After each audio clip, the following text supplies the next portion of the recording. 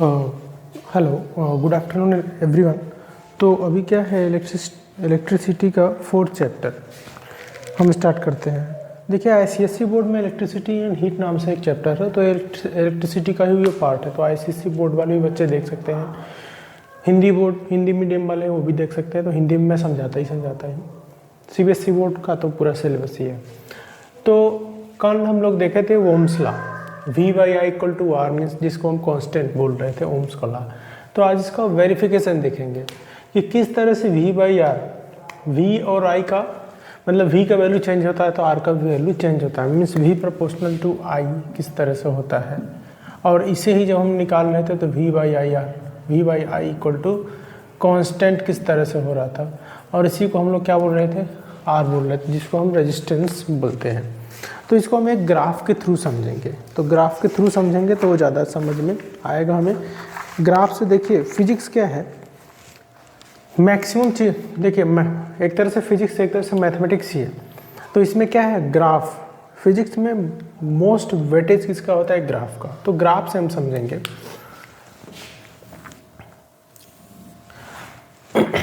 ये x axis है, y axis है, ठीक है। X x dash, y y dash, ठीक है। ये 0 पॉइंट जिसको मूल बिंदु बोलते हैं, आपको आई थिंक पता है, 0। यहाँ पे मान लो आपका पोटेंशियल डिफरेंस है, ठीक है। बताया था ना ओम्स लॉ में, किसी दो सिरों मतलब कोई कंडक्टर है तो उनको सिरे के बीच जो धारा प्रवाहित हो रही है या फ्लोज इलेक्ट्रिसिटी जो करंट फ्लो हो रहा है वो उनके बीच मीन्स वो जो आपका वायर था उनके बीच पोटेंशियल डिफरेंस के प्रोपोर्शनल होता है। तो ये जो धारा है इसके बीच में, ए से बी के बीच में बह रही है, वो पोटेंशियल डिफरेंस के प्रोपोर्शनल होती है। Means like I proportional to V, इस तरह से ये बताया था। और कब होगा ये, जब एक certain temperature, pressure and length, मतलब उस मटेरियल का एक ही मटेरियल होना चाहिए, सॉरी उस कंडक्टर का मैटर भी एक होना चाहिए, एक ही पदार्थ का बना होना चाहिए, उसका लेंथ, क्रॉस सेक्शन एरिया सब सेम होना चाहिए। उसके बाद ये रूल ओम्स का लॉ लागू होता है। यहाँ पे आपका पोटेंशियल डिफरेंस या V मान लो इसको, वोल्टेज V, यहाँ पे फ्लोइंग करंट I, यहाँ पे पोटेंशियल डिफरेंस है और यहाँ पे धारा जिसको बोलते हैं फ्लोइंग करंट। मान लो कुछ वैल्यू इसकी है, 0.2 है, 0.4 है, 0.6 है, 0.8 है, 0.10 है, इस तरह से इसकी वैल्यू है वोल्टेज में, ठीक है, इन वोल्ट। और इसका ये एम्पियर है, ये एम्पियर में है A और ये वोल्ट में है पोटेंशियल डिफरेंस। 0.1 पे मान लो, 0.2 पे मान लो 0.1 करंट फ्लो हो रहा है एम्पियर, इस पे 0.2 हो रहा है, इस पे 0.3 हो रहा है, इस पे 0.4 हो रहा है ना, लाइक दैट। इस पे 0.5 हो रहा है, मतलब एक पॉइंट में सर्टन लिखते जा रहा हूँ। तो अगर हम इसके बीच में ग्राफ देखें, किसी भी पॉइंट पे देखें, जैसे 0.2 पे देखें, 0.2 पे करंट क्या फ्लो हो रहा है, तो 0.2 पे करंट क्या फ्लो हो रहा है, 0.1 एम्पियर, ठीक है, 0.1 एम्पियर। 0.4 पे क्या करंट फ्लो हो रहा है, 0.2 एम्पियर। 0.6 पे क्या हो रहा है, 0.3 एम्पियर। इसी तरह से 0.8 पे 0.4 एम्पियर, 0.10 पे 0.5 एम्पियर। तो इस तरह से ग्राफ अगर हम बनाएं तो एक कांस्टेंट ग्राफ बनेगा। सीधे खींच नहीं पाया मैं, तो एक क्या है, कांस्टेंट ग्राफ बनेगा। मतलब किसी भी पॉइंट पे अगर हम वैल्यू देखेंगे तो V/I की जो वैल्यू होगी हमेशा क्या होगी, कांस्टेंट होगी। V/I वैल्यू, I की वैल्यू हमेशा क्या होगी, कांस्टेंट होगी। मीन्स यहाँ पे हम अगर निकाले, जैसे V/I ही क्या होता है, R होता है V/I। पहले वाले पॉइंट पे 0.2 अपॉन 0.1, तो क्या हो गया यहाँ पे 2 वैल्यू आई, मतलब पहले पॉइंट पे अगर देखो फर्स्ट, सेकंड देखो पॉइंट वी वाई आई तो 0.4 अपॉन 0.2, तो ये भी 2 आया। थर्ड पॉइंट वी वाई आई, यहाँ पे क्या आया 0.6 अपॉन 0.3, देखो वी वाई आई मतलब 0.6 अपॉन 0.3, तो इसका वैल्यू क्या है 2। 4 पॉइंट वी वाई आई 0.8 देखो अपॉन 0.4, ये भी 2 आया। और यही कांस्टेंट वैल्यू को क्या बोलते हैं, आर बोलते हैं, और हर जगह आर क्या आ रहा है 2 आ रहा है, और आर का यूनिट क्या होता है ओम। तो हर जगह आर की वैल्यू एक कांस्टेंट आ रही, 2 ही 2 आ रही है, या कुछ भी आ सकती है, मैं एक एग्जांपल लिया हूँ। तो आर की वैल्यू कांस्टेंट है हमेशा, इसी को क्या सॉरी वी वाई आई की वैल्यू एक कांस्टेंट है, वो जो 2 ही 2 2 2 2 2 2 करके आ रही है, और उसको कांस्टेंट को क्या बोलते हैं आर बोलते हैं, और उसी को क्या बोलते हैं रेजिस्टेंस। तो हर जगह आर की वैल्यू क्या आ रही है सेम आ रही है, और इसको क्या बोलते हैं रेजिस्टेंस। तो इस तरह से हमें पता चलता है ग्राफ के थ्रू ये सत्यापित होता है, प्रमाणित होता है कि वी वाई आई की वैल्यू हमेशा कांस्टेंट है। किसी भी पॉइंट पे देख लो आप, 0.2 से पहले भी देखोगे तो उसकी वैल्यू हमेशा क्या आएगी 2 ही आएगी। ठीक है, तो मैं तो एक एग्जांपल ग्राफ के थ्रू लिया हूँ, आप कुछ भी ले सकते हो। ठीक है,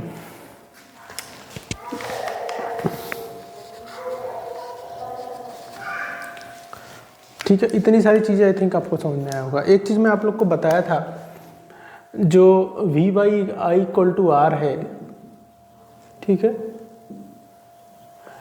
जो करंट है R is inversely proportional to I, इतना ध्यान हमेशा रखना इस फार्मूले से। जितना ज़्यादा रेजिस्टेंस रहेगा means more resistivity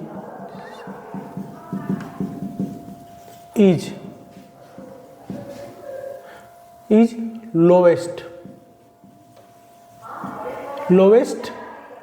is the lowest, the superlative degree is the lowest current। या ये समझ सकते हैं कि जैसे जैसे R बढ़ेगा तो वैसे वैसे टेंस टू I की वैल्यू घटती जाएगी। मोर R इज लो I। ठीक है, ये चीज़ ध्यान रखना, कुछ पॉइंट्स आप लोग ध्यान रखते जाना। ठीक है, तो अगर आएगा ना वेरिफिकेशन के लिए ओम्स लॉ के, तो ये सब चीज़ें थोड़ा सा हिंदी में मैं जो समझाया आप लोग इंग्लिश में उसको लाइक लिख भी देना। इतना तो लिखा, देखो हर चीज़ लिखवाना पॉसिबल नहीं है, तो ये सब चीज़ें भी अगर आप करके बता दोगे तो हर जगह आर की वैल्यू कांस्टेंट है, तो ये लिख देना कि R's value sorry V by I value is everywhere at every point of graph is constant equal to 2, that is the constant, that is the resistance, and that is your 2 ohm. So V by I is equal to always constant when क्या क्या constant होने चाहिए, when constant cross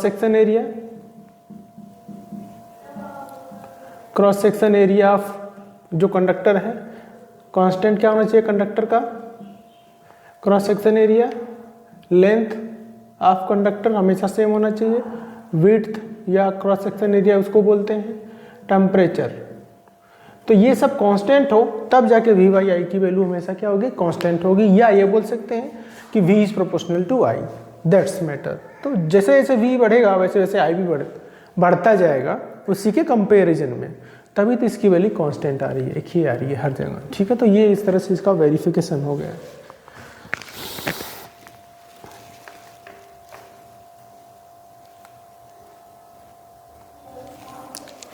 एक चीज और, the component has the highest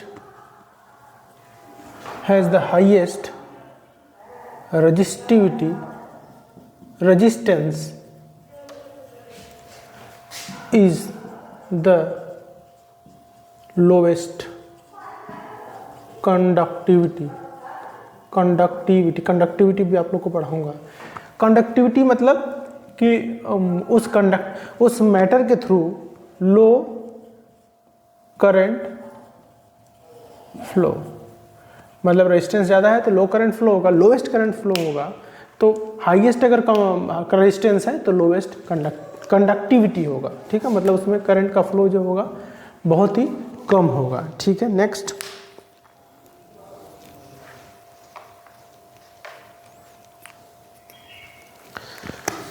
अब resistance क्या होता है। रेजिस्टेंस एक तरह से मैं आप लोग को बता दूं, मैं आपको एग्जांपल भी क्या, मैं आपको लाइव अपने लेक्चर में भी आप लोग को दिखा दूंगा कैपेसिटर किस तरह से होता है, सॉरी रेजिस्टेंस कैसा होता है, ठीक है। ये एल्युमिनियम का होता है, इसके ऊपर कोटिंग होती है सॉरी एक सीट की होती है, माइका सीट का इसके ऊपर होता है, ठीक है।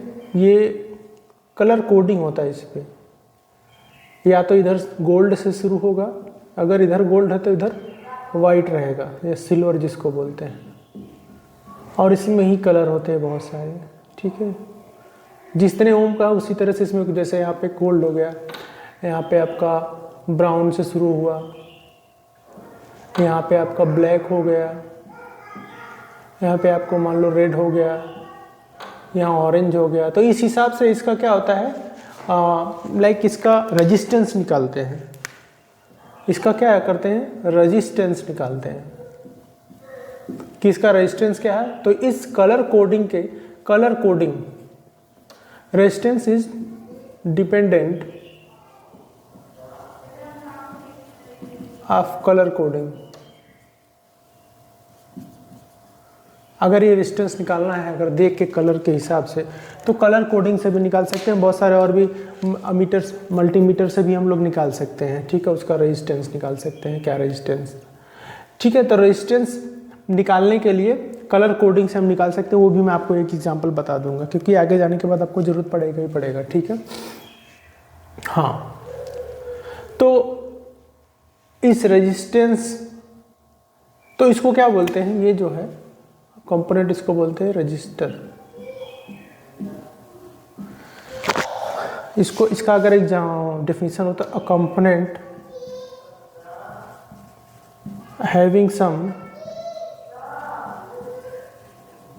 having some appreciable resistance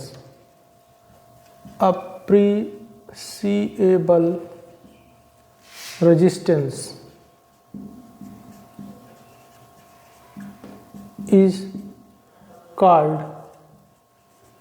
register. लिखने वाला रजिस्टर नहीं है, और लिखने वाला रजिस्टर ये होता है रजिस्टर, ठीक है। तो ये होता है रजिस्टर। अब इसका यूज़ कहाँ करते हैं, ठीक है, पहले ये तो मैं इरेज कर दूँ, आप लोग को समझाऊंगा कहाँ।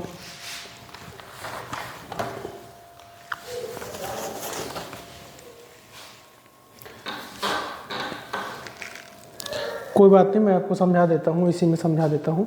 तो रजिस्टर क्या होता है कि ये कंपोनेंट होता है जिसके ऊपर कलर कोडिंग होता है डिफरेंट, ठीक है। गोल्ड या सिल्वर पहले होता है, उसके बाद से काउंटिंग करते हैं, मैं बताऊंगा कैसे। रजिस्टर होता है component having some appreciable resistance is called register. उसका कुछ रेजिस्टेंस होता है, और रेजिस्टेंस किस में नापते हैं, ओम में। ओम, किलो ओम सब होता है, मेगा ओम, माइक्रो ओम का भी रजिस्टर आता है, बहुत छोटा रजिस्टर आता है जो रिमोट वगैरह में यूज होता है, मोबाइल वगैरह में, बड़े बड़े टीवी हो गया, एलसीडी हो गया, उसमें ओम, किलो ओम का रजिस्टर होता है ना, ठीक है। तो ये क्या है, रजिस्टर मैं बता दिया ये होता है इसका।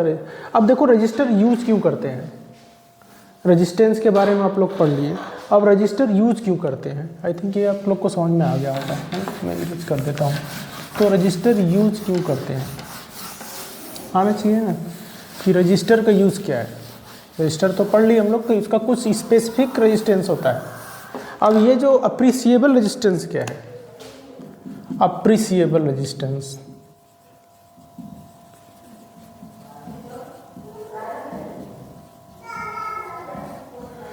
वेरिएबल रेजिस्टेंस भी होता है, वेरिएबल रेजिस्टेंस भी होता है।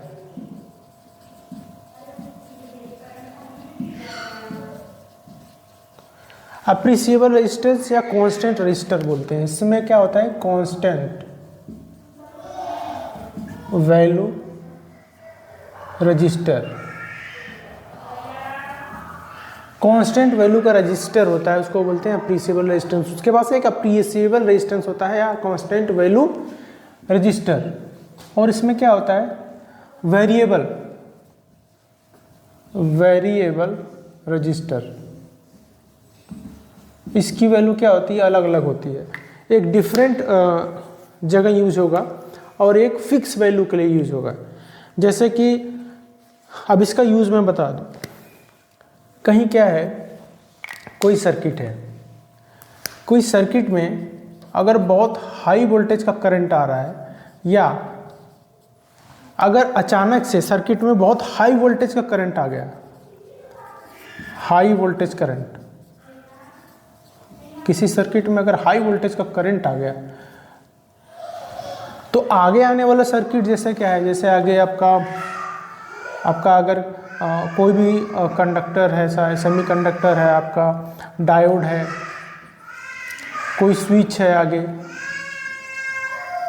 तो अगर डायरेक्टली इसको अगर समझ लो 0.2 एम्पियर का हमें लाइक डायोड को चाहिए एनर्जी, करंट चाहिए।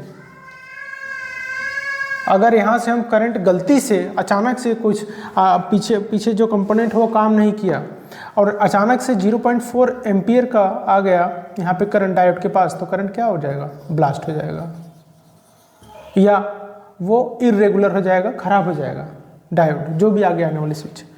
लेकिन इसके पहले हम अगर एक रजिस्टर लगा देते हैं, है ना, एक रजिस्टर अगर लगा देते हैं, मान लो कि 1 ओम जितने ओम का चाहिए हो उसके हिसाब से रजिस्टर लगा देते हैं, तो ये रजिस्टर क्या करेगा, तो इस करंट को क्या करेगा, डाउन कर सकता है, कुछ टाइम के लिए रोक के रखेगा। और भी कुछ चीज़ें होती हैं तो इसको क्या करेगा, रोक लेगा, स्टॉप कर लेगा और आगे जो रिक्वायर वोल्टेज, रिक्वायर करंट है उसको ही जाने देगा, 0.2 एम्पियर ही जाने देगा। मतलब हमें और भी आगे कुछ कंपोनेंट होगा लेकिन इनिशियली रोकने का काम यही करता है। आगे आपका इससे पहले आपका ट्रांसफार्मर होता है छोटा सा,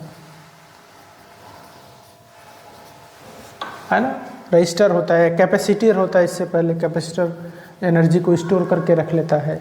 लेकिन रजिस्टर स्टार्टिंग में क्या करेगा, इस हाई जो वोल्टेज है या हाई करंट है उसको क्या कर देगा, स्टॉप कर देगा। तो आगे आने वाला जो आपका कंपोनेंट है मदरबोर्ड में या सर्किट में वो बच जाएगा। तो ये रजिस्टर का काम होता है। या कभी कभी देखते होंगे आप लोग के मदरबोर्ड में कोई इशू आता है, इलेक्ट्रिशियन के यहाँ ले जाते होंगे तो वहाँ पर पहला कंपोनेंट खराब क्या होता है, वो खराब होता है आपका रजिस्टर। क्यों? क्योंकि रजिस्टर हाई एनर्जी जब आती है तो रजिस्टर क्या होता है, अगर 1 ओम से भी ज़्यादा से मतलब 1 ओम भी नहीं सहन कर पा रहा है, उससे ज़्यादा एनर्जी आ रही है करंट की, तो ब्लास्ट कर जाता है। तो रजिस्टर जब ब्लास्ट होता है तो आगे आने वाला सर्किट भी खराब, मतलब ब्रेक हो जाता है, तो आगे आपका करंट नहीं जाता है, तो आगे वाला जो सर्किट है वो बच जाता है। तो इस तरह से रजिस्टर का काम करते हैं। वेरिएबल रजिस्टर क्या है, वेरिएबल रजिस्टर का हम यूज़ कहाँ करते हैं, फ्रिक्वेंसी जहाँ पे कुछ चेंज, लाइक कम रजिस्टर, कम करंट चाहिए तो कम कर देंगे, ज़्यादा चाहिए तो ज़्यादा कर देंगे, according to the like application के हिसाब से हम वेरिएबल रजिस्टर और अप्रिसिएबल या कांस्टेंट वैल्यू रजिस्टर का यूज़ करते हैं। ठीक है, आई थिंक आप लोग को समझ में आया होगा। ठीक है,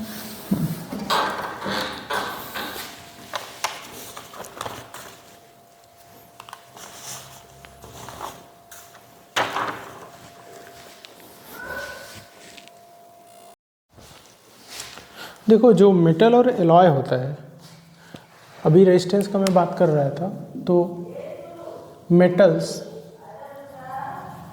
and alloys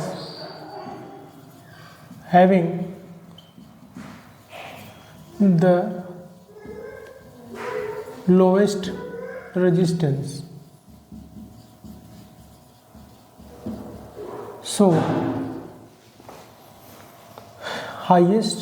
so the highest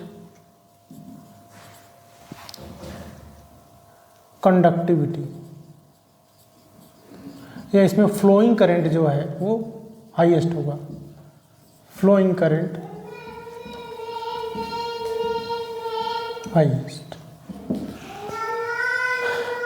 और ये क्या है, अगर वैल्यू बात करें metal and alloys, metals and alloys का जो कंडक्टिविटी होता है, सॉरी रेजिस्टेंस होता है, उसकी वैल्यू होती है 10⁻⁻8 micro ohm to 10⁻⁻6 micro ohm. ठीक, नेक्स्ट है हाईएस्ट रेजिस्टेंस, लोवेस्ट कंडक्टिविटी या लोवेस्ट करंट या हाईएस्ट रेजिस्टेंस।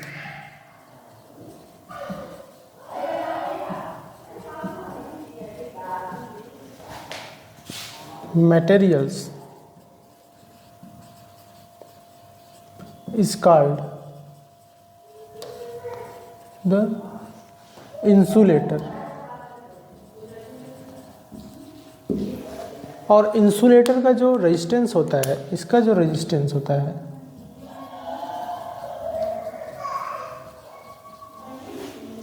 ये हाईएस्ट होता है। और इसमें भी किनका हाईएस्ट होता है, वो होता है आपका ग्लास होता है एंड रबर होता है। इनका रेजिस्टिविटी सबसे ज़्यादा होता है और ये होता है 10⁻12 micro ohm to 10⁻16 micro ohm. तो इंसुलेटर का जो रेजिस्टेंस होता है बहुत हाईएस्ट होता है, 10⁻12 micro ohm to 10⁻17 micro ohm. और मेटल्स एलॉयज का 10⁻8 micro ohm to 10⁻⁻6 micro ohm. तो ये भी आप लोग एक तरह से याद रखना, ठीक है। नेक्स्ट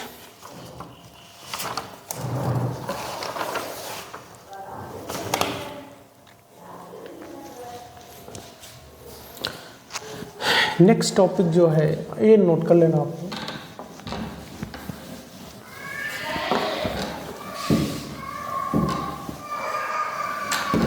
रेजिस्टेंस के बारे में ही पढ़ते हैं। Dependence of the electrical resistance, dependence of electrical resistance of a conductor.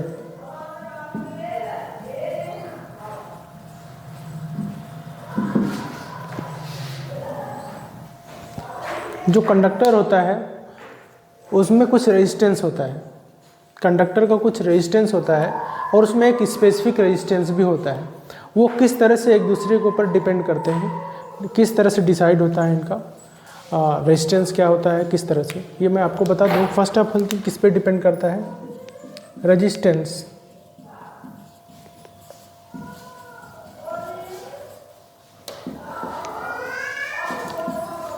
depends on the type of material of conductor। तो कंडक्टर का मटेरियल किस टाइप का है उसके ऊपर डिपेंड करता है। कल मैं आप लोग को बताया था कि जैसे वो सिल्वर है कि गोल्ड है कि आपका कॉपर है या आपका एल्युमिनियम है या आयरन है, उसके ऊपर डिपेंड करता है कि उसका कंडक्टिविटी या उसका रेजिस्टेंस कितना होगा, ठीक है। नेक्स्ट किसके ऊपर डिपेंड कर, resistance, resistance depends on the length of conductor. Conductor का लेंथ क्या है उसके ऊपर डिपेंड करता है। मतलब resistance proportional to length of conductor means, अगर यहाँ पे मैं बताऊँ क्वेश्चन 1 है, अगर रेजिस्टेंस लेंथ अगर ज़्यादा है तो रेजिस्टेंस भी ज़्यादा होगा। सिंपल मैं कैसे बताऊँ, अगर छोटा सा रास्ता है, मतलब यहाँ से ए से बी जाना है, समझ लो 2 मीटर जाना है, और दूसरा रास्ता है सी टू डी, वहाँ पे 4 मीटर जाना है, तो रेजिस्टेंस सेम, मतलब क्रॉस सेक्शन एरिया सेम ही है, एक ही मोटाई के दोनों तार हैं। सिंपल से एक चीज़ है कि अगर हमें यहाँ से मुंबई जाना है, यहाँ से अगर मुंबई जाना है, और यहाँ से अगर हमें शायद एक एग्जांपल बनारस से मुंबई जाना है और बनारस से लखनऊ जाना है, तो ज़्यादा लोग कहाँ मिलेंगे? बनारस से मुंबई जाते टाइम ज़्यादा लोग मिलेंगे, जाहिर सी बात है, ज़्यादा लोग रहेंगे तो ज़्यादा लोग मिलेंगे, तो ज़्यादा लोग मिलेंगे तो उनसे बातें ज़्यादा होंगी और ज़्यादा इंट्रैक्शन होगा, मीन्स ज़्यादा इलेक्ट्रॉन्स मिलेंगे रास्ते में ज़्यादा दूर जाने में, तो वहाँ पर रेजिस्टेंस ज़्यादा होगा। तो कम लोग मिलेंगे तो रेजिस्टेंस कम होगा, मीन्स यहाँ पे फ्री इलेक्ट्रॉन ए से बी 2 मीटर है तो कम होगा, सी से डी 4 मीटर है तो यहाँ पे ज़्यादा फ्री इलेक्ट्रॉन होगा, तो इसलिए रेजिस्टेंस ज़्यादा, मीन्स ज़्यादा लंबा वायर तो ज़्यादा आपका resistance, means more length of wire is the more resistance, समझ गए? और less length of wire is the less resistance, तो ये याद रखना, ठीक है। पहला इक्वेशन हो गया। तीसरा क्या है टॉपिक? रेजिस्टेंस लिख लेना, depends on the cross section area, cross section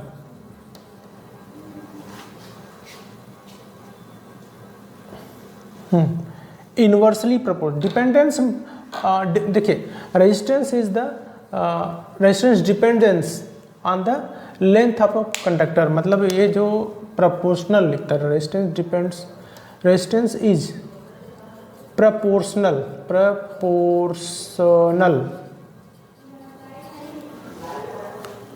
two the, यहाँ सुधार कर लेना आप लोग, resistance is the proportional to the length of the conductor, और यहाँ पे क्या होगा? Resistance is the inversely proportional, inversely proportional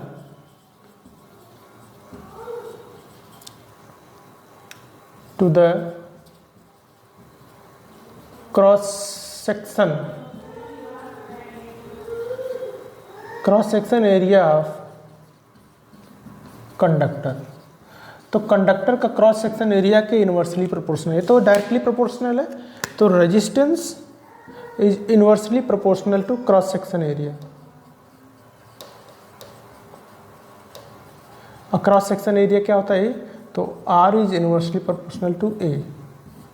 simple सा आप लोग को समझ में आ गया होगा कि अगर पतला रास्ता है ना, हाईवे अगर पतला है तो एक्सीडेंट ज़्यादा होता है, हाईवे अगर जैसे एक्सप्रेस वे है वहाँ पे एक्सीडेंट कम होता है, लेकिन एक पतला सा हाईवे रहेगा या पतला सा रोड, वहाँ पे एक्सीडेंट ज़्यादा होता है। क्यों? क्योंकि वहाँ पे कोलिजन ज़्यादा होता है, और एक ज़्यादा बड़ा है रोड, एक तरह से मैं बता रहा हूँ। तो यहाँ पे क्या है? स्पेस ज़्यादा है, यहाँ पे मतलब यहाँ पे cross section area A dash है, यहाँ पे A है, ये क्या है? मोर है, इसका क्रॉस सेक्शन एरिया क्या है? लेस है, तो यहाँ पे कोलिजन क्या होगा? ज़्यादा होगा, कोलिजन ऑफ चार्ज मोर, और यहाँ पे क्या है? स्पेस ज़्यादा है, इसलिए कोलिजन ऑफ चार्ज लेस। तो कोलिजन ऑफ चार्ज लेस होगा क्योंकि स्पेस ज़्यादा है, जैसे मैं बता दिया कि चौड़ा रास्ता है तो वहाँ पे आराम से ट्रैफिक रेगुलेट होता है, लेकिन पतला रास्ता है तो वहाँ पे बार बार ट्रैफिक लगता है, मतलब कोलिजन वहाँ पे ज़्यादा होता है। तो कोलिजन ज़्यादा होगा तो चार्ज क्या होगा? Collision of charge is less, then यहाँ पे करंट क्या होगा? करंट ज़्यादा होगा, मीन्स रेजिस्टेंस यहाँ पे क्या होगा?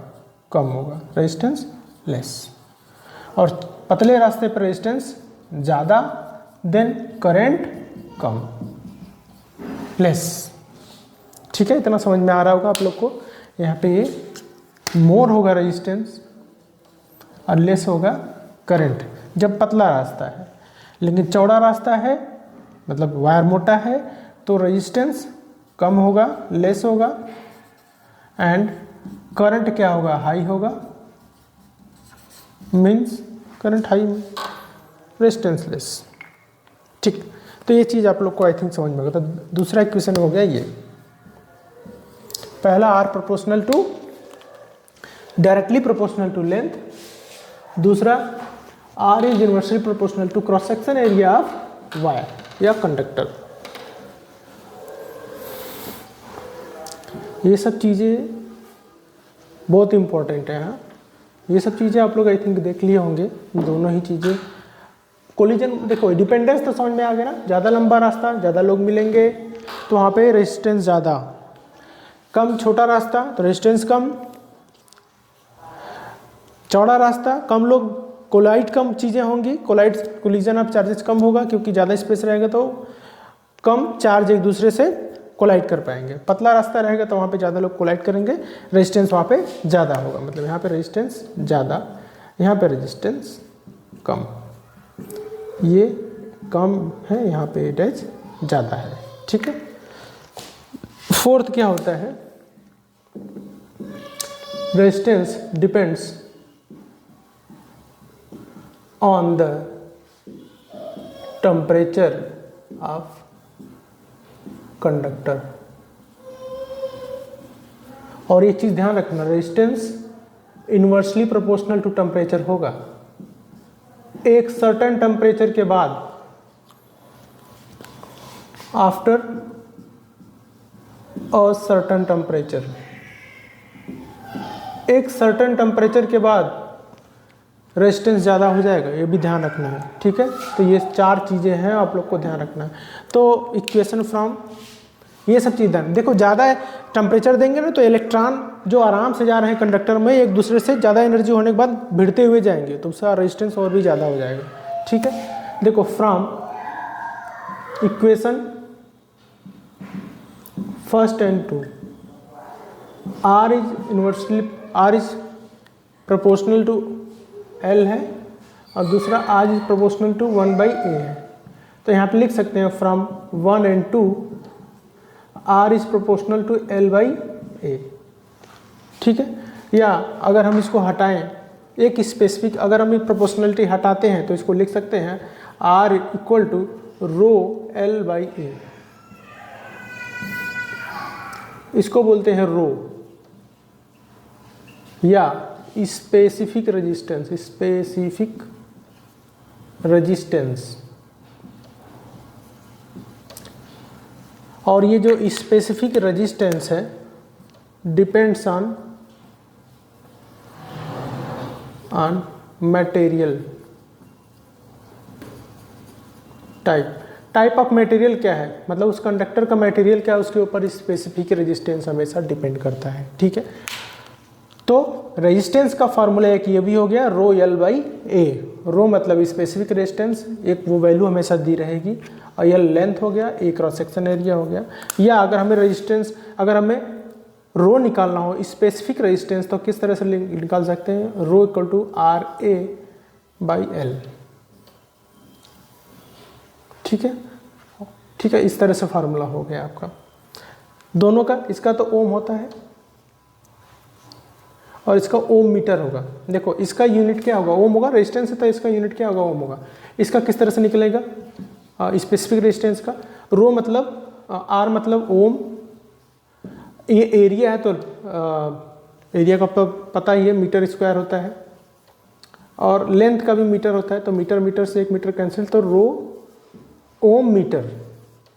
तो कोई पूछे अगर रो जो है, ये रो जो है स्पेसिफिक रेजिस्टेंस का यूनिट क्या होता है, तो ओम मीटर होता है, और फार्मूला RA/L। तो ये पूरा एक तरह से डेरिवेशन हो गया, बहुत इम्पोर्टेंट है। एक ओम का भी मैं आपको बता दूंगा क्या है किस तरह से। तो नेक्स्ट यहाँ तक रखने देते हैं, आज बहुत ज़्यादा हो गया, लेंदी हो गया, लेकिन कोई बात नहीं, धीरे धीरे ये सब चीज़ें आपको कवर करेंगे तो ये कुछ दिन में आपको बहुत ही ईजी लगने लगेगा। ये चैप्टर बहुत इंपॉर्टेंट है। तो आज आपको आर का फार्मूला निकल गया, रो का फार्मूला निकल, इसका यूनिट क्या है, सब यूनिट बहुत अच्छे से एक तरह से मैं आपको समझा दिया डेरिवेशन को। तो नेक्स्ट लेसन में आपका सीरीज एंड पैरेलल कॉम्बिनेशन देखेंगे, और उसके बाद इसके ऊपर जो क्वेश्चन से कर लेंगे। और कुछ कन्फ्यूजन है तो आप लोग कमेंट में मुझे लिख सकते हैं। ठीक है, चलो, थैंक यू।